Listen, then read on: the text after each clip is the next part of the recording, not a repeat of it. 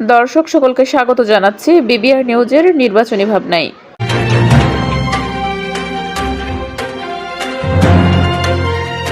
আজকের আলোচনায় রয়েছে ঢাকা ১৯ সাভার আশুলিয়া সংসদীয় আসনের বর্তমান চিত্র।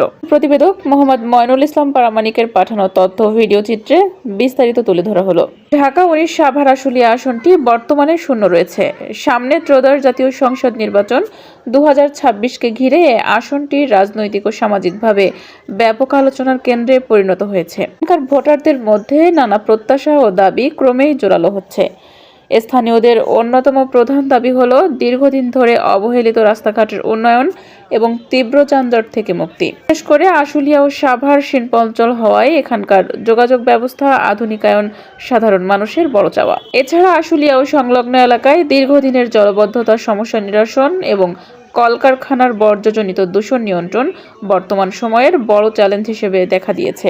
দেশের অন্যতম প্রধান পোশাক শিল্প অঞ্চল হওয়ায় এখানকার শ্রমিকদের জন্য স্বতন্ত্র হাসপাতাল স্থাপন, মানসম্মত আবাসন ব্যবস্থা এবং ব্যবসায়িক চাঁদাবাজি বন্ধের দাবি নিয়মিতভাবে উঠছে। স্থানীয় ভোটারদের অনেকেই মনে করেন অতীতে বড় রাজনৈতিক দলগুলো তাদের প্রত্যাশা পূরণে ব্যর্থ হয়েছে। তাই তারা আগামী নির্বাচনে সৎ, যোগ্য, জনবান্ধব প্রার্থী নির্বাচন করে নিজেদের জীবনমানের প্রকৃত পরিবর্তন দেখতে চান।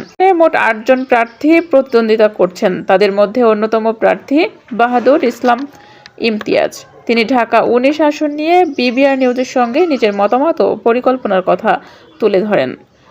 বিস্তারিত থাকছে আমাদের পরবর্তী প্রতিবেদনে। প্রথমে আমি আমার নির্বাচনী এলাকা সাভার আশুলিয়ার জনগণের প্রতি কৃতজ্ঞতা, শ্রদ্ধা ও ভালোবাসা এবং শুভেচ্ছা জানাচ্ছি। তফসিল ঘোষণা করার পর থেকে এবং মনোনয়নপত্র বৈধতা পাওয়ার পর থেকে ৪ তারিখের থেকে আজকে ১৮ তারিখ পর্যন্ত মোট ১৪ দিন।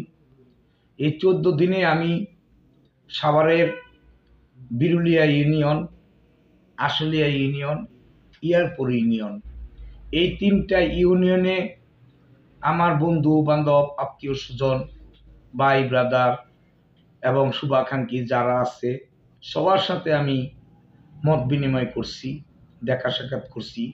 তাদের কাছে আমার নির্বাচনের ব্যাপারে তাদের কাছে আমি জানান দিয়েছি যে আমি আগামী নির্বাচনে প্রার্থী হয়েছি।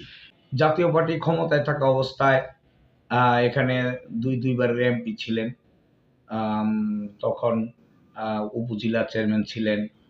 আপনি কি মনে করেন যে এই আসনটা জাতীয় পার্টিকে উপহার দিতে পারবেন? আমি আশাবাদী যে আমাকে দেশের জনগণ, সাভারের জনগণ ভোট দিবে।